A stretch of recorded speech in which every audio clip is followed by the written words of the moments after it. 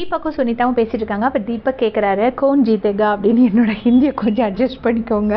Cone ஜீத்தேகான்னு சொல்லி கேட்குறாரு சுனிதா கிட்ட.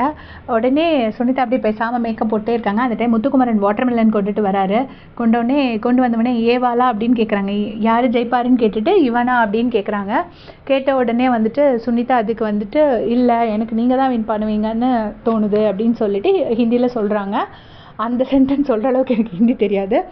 அப்படி சொல்கிறாங்க. சொன்னோடனே தீபக் அண்ணா அப்படி இருக்கிறாரு. அப்புறம் முத்துக்குமரன் பக்கத்தில் உட்காந்துட்டு கொஞ்ச நேரம் கழிச்சுட்டு சுனிதா சொல்கிறாங்க, முத்து ஹேஸ் ஹை சான்சஸ் அப்படிங்கிறாங்க. நிறைய சான்ஸ் இருக்குது, உங்களுக்கும் நிறைய சான்ஸ் இருக்குது, வேறு யாருக்கும் சான்ஸே கிடையாது அப்படின்னு சொல்லிட்டு சுனிதா சொல்கிறாங்க. இப்போ முத்துக்குமரனும் பக்கத்தில் அப்படி உட்காந்துட்ருக்காரு. அதுக்கப்புறம் தீபக் அண்ணா சொல்கிறாரு, முத்துலாம் நாமினேஷன் வரலன்னா ரொம்ப டென்ஷன் ஆகிடுவான் அப்படின்னோடனே முத்து சொல்கிறாரு, எனக்கு மக்கள் என்னை அடுத்த வாரத்தை கூட்டிகிட்டு போகணுன்னு என்னோட ஆசை.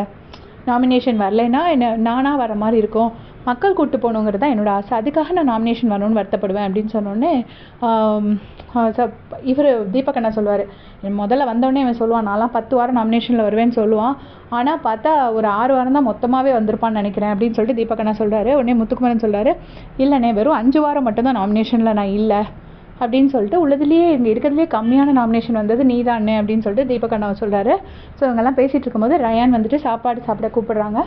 ஸோ எல்லோரும் போயிடுறாங்க. இதே மாதிரி அன்சீன் அப்படியே தெரிஞ்சுக்கிறதுக்கு சேனல் சப்ஸ்கிரைப் பண்ணிக்கோங்க. தேங்க்ஸ் ஃபார் வாட்சிங்.